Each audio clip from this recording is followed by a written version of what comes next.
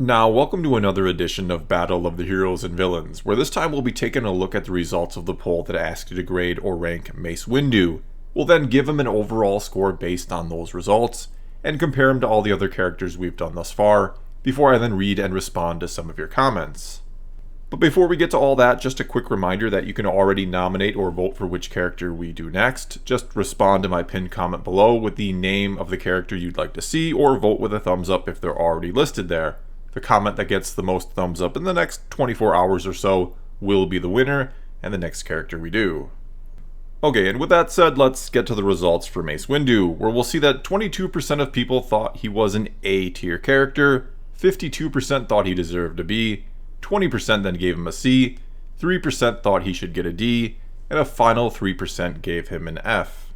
And when we do all the math here and consider A a score of 5 and F a score of 1, Mace Windu ends up with an average score of 3.87, which puts him into 10th place overall, which is right about where I expected him to end up, I think. I certainly wasn't surprised at all to see a majority of people, 52%, gave him a B, who think he's a good character but certainly not A-level material, mainly because he doesn't have a huge presence in the movies, though when he is on screen he does command your attention, thanks in large part to the presence of an incredible actor like Samuel L. Jackson. Anyway, let's now move to what you all had to say about Mace Windu, and once again, a big thank you to everyone who votes and comments, and of course to those who watch the videos. I hope you've all been enjoying this series as much as I have, and so let's start as we always do with the top rated comment, which this time came to us from none other than Anakin Skywalker, who said, "I voted F. Well, he did not grant me the rank of Master, which is outrageous and unfair. I mean, how can you be on the Council and not be a Master? What kind of nonsense is that? It's never done in the history of the Jedi. It's insulting." And all kidding or joking aside here, it's actually amazing how costly that decision was to allow Anakin on the Council but not to grant him the rank of Master, well, that along with asking him to spy on Palpatine. It might actually be one of the biggest decisions or mistakes in the history of the galaxy. I mean, if they hadn't made him a Master, and I'm assuming Windu was firmly in the objection camp, if not the leader of the objection camp, I think Anakin feels a much greater sense of kinship to his fellow Jedi, or continues to feel kinship.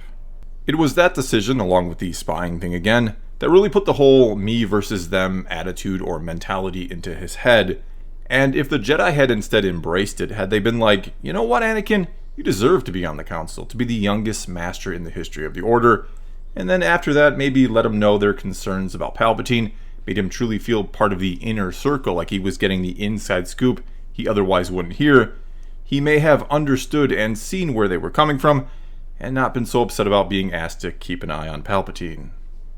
Alright, and next up here we have this comment from Mini Lego Productions, who said, "I would honestly give Mace Windu a C or D. He's not exactly a developed character, but he does his part in loosening Anakin's trust in the Jedi. This is seen in the Clone Wars and in Revenge of the Sith. He's shown as a wise Jedi Master who can come face to face with Palpatine, but isn't exactly a main character, which I think is fine."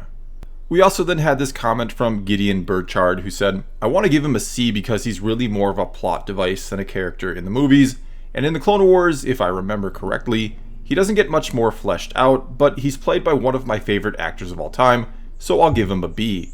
Also, I'm not aware of any EU content that might make me change my mind, but I'm sure it's there." We also had this one from Star Wars 34, who said, "He can come across as arrogant and stubborn sometimes, but that is what his character is meant to be. I see a lot of people not liking him because of this, but it's because he is always meant to be the opposition to Anakin, and he is a major reason for his turn to the dark side. He is a cool character, Samuel L. Jackson does a great job acting, and he serves his purpose, B." And though Windu doesn't get much development or have much of an arc really in the movies, he is a character that serves his part in the story well, the story of the fall of Anakin, of course. No, he doesn't have a ton of screen time and doesn't have all that much interaction with Anakin outside of their first encounter in the Council Chamber in The Phantom Menace, and then the aforementioned rank of a Master scene in Revenge of the Sith, before finally flat out telling Anakin, after Anakin tells him that Palpatine might be the Sith Lord they've been looking for, that if it's true, you will have earned my trust. Which lets us know beyond a shadow of a doubt that he's never really liked or trusted Anakin, and as kind of talked about a moment ago, That lack of trust or faith in him is part of the reason why Anakin ultimately saves Palpatine from Windu. Yes, obviously a big part of it is him wanting to hopefully save Padme and thinking Palpatine is his only chance to do that. But it also has a lot to do with Palpatine being someone who actually trusted and had faith in him, more so than the Jedi ever seemed to, and far more than Windu ever personally had. Palpatine was like a father figure to Anakin, someone who's completely on his side, wants to see him prosper and advance, and that wants to help save the love of his life, while the Jedi not only don't trust him and seem to be holding him back, if they aren't just flat out afraid of him, they basically tell him, or Yoda basically tells him, to do nothing to save someone he cares about. He's not quite this blunt about it, but he's essentially telling Anakin that if she dies, and that's about the last thing he wants to hear. And moving along now, we have this comment from Aiden Jordan, who said, "He's an incredibly hard character for me to score. I hate his character because he was a main reason Anakin fell, due largely to the part of the Jedi Order and philosophy Windu exemplifies, and he represents the flaws of the Jedi Order, their arrogance, and increasing involvement in the Senate's affairs.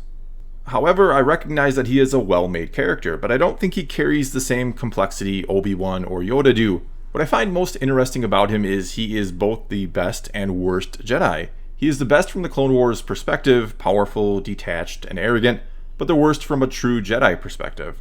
He is distant from the Force and focuses more on his power in the Senate than how to best serve the people. I think a solid B suits him well." Then we had this one from Haley Heptag, who said, "C. The prequel films showed the audience just how cold and out of touch the Jedi had become, which helped in their downfall. Mace Windu is a character that depicts this single-handedly in both the prequels and the Clone Wars. Given how he treated Anakin in both versions, he is the one Jedi that made his fall to Darth Vader understandable, and while there are other Jedi that encouraged Anakin's fall, he is the one person to give the biggest push. Between denying him the rank of Jedi Master and the treatment given to his Padawan, I give him a C simply because the acting provided for him was spot on. I love Samuel L. Jackson in literally everything he does, so for him to play a character that I genuinely don't like takes a lot of effort."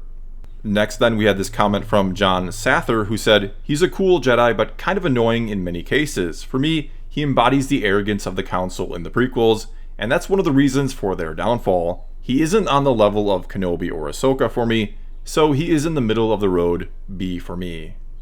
Then we had this comment from JD, who simply says, "He perfectly embodies both the best and worst aspects of the Jedi." And I pretty much agree with that final assessment there, but I might put it slightly differently. I might say that if not for his arrogance and maybe his cold, detached attitude, he probably would be the ideal Jedi. Because though he has these flaws, in no way does it feel like he's evil or has any ill will or intent. There's no malice in him, though it almost feels like there is. Instead, he always wants to do what is right, what is in the best interest of the greater good, but he looks at everything in simple black and white terms with zero feeling at all. And I know this could spawn into a whole separate discussion and or debate in itself, but Jedi are not supposed to be devoid of any and all emotion. They're not supposed to deny themselves of them somehow magically.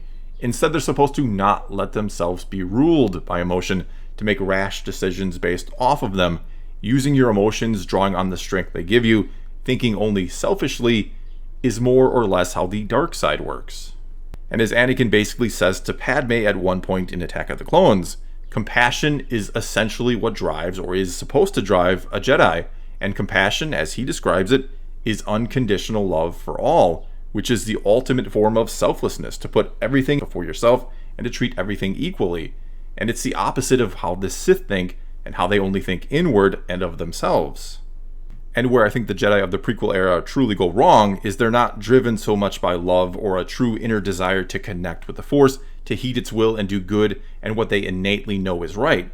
They're following this code, which is just a stringent set of rules that removes everything else, like genuine compassion, from the equation. In The Phantom Menace, for example, Qui-Gon tells Anakin to feel, not to think. And the problem is all the other Jedi seem to do the opposite now. They seem to think or just follow the rules instead of feel. And I think Mace Windu embodies that perfectly, which is summed up nicely in this comment by Kistler Clips, who said, "He puts the Jedi code above the Force itself." Okay, and though I could probably go on about that for a while yet, let's move on to this comment from Big Man, who said, Man was B, but then he said citizen. We also had this one from Bricks Incorporated, who said C for citizen. And there were a lot of comments that referred to this, which, if you don't know, was something he said to Ahsoka after the Siege of Mandalore when she asked about why the Jedi were suspicious of Palpatine, and Windu said to her, "Sorry, citizen, these are matters for the Council to discuss." And I do wonder how much that actually hurt his overall score. I have no doubt some people really did rate him lower for this one single comment. Anyway though, let's move on to this comment from Metal Face X, who said, "I love how Samuel L. Jackson wanted a purple lightsaber so he could find himself at the Battle of Geonosis." Which is very true, and I do wonder where we'd be right now if not for Samuel L. Jackson asking to have a purple lightsaber, because before that, Lucas seemed pretty dead set on the idea of bad guys using red and good guys using green and blue, and that was about it. There were no other colors of sabers, and I don't think he intended to ever have other colors of sabers. And so Windu's sabers seem to open the door for the many different colors we have today. Alright, and now let's get to just a couple more comments before wrapping this up, starting with this one from McKeen Mull, who said, "I'm having a hard time grading this character. Sam Jackson is great as the character, but the character never did much for me. Even when we see more of him in the Clone Wars, it didn't feel like much was added to the character other than the story involving Boba Fett. I like the purple saber and the idea that he survived the events of Revenge of the Sith, so hopefully the character gets more opportunities to shine. So for me, I give him a strong C+. Although after reading the comments, maybe it's like what George said about people hating Hayden Christensen's performance. They hate the character, not Hayden's performance. Maybe everyone is giving him a lower score, me included, because he is written so well and we are supposed to hate him." And finally, here we have this comment from Adam Master Builder, who said, "It's nice to see him whenever he shows up, but overall he's just not nearly as interesting as some other characters. He has quite a lot of great moments though, and I love the lore behind why he uses a purple lightsaber. Overall, while he's not as well developed or fleshed out as some other characters, he's still a welcome addition to most of what he's in. I think a low B is a pretty fair score for him." And I do agree, I think B is a fair score for him. He does serve his role in the story perfectly, and though not given a ton of screen time, he's played well by Samuel L. Jackson, and I think he's a character a lot of people would like to have seen more of or would still like to see more of. Even Samuel L. has weighed in on this topic, on whether or not he died in Revenge of the Sith, and funny enough, he thinks he lived. And he said he'd like to come back to the role and play Mace Windu again. So who knows, maybe his story is not quite done yet. Well, that's all I've got for you this time. Now it's your turn to tell me what you think of Mace Windu, or what I or anyone else had to say about him here in this video. You can also nominate or vote for which character we do next. Either way, leave a comment below and let's talk some Star Wars. And until next time, thanks for watching.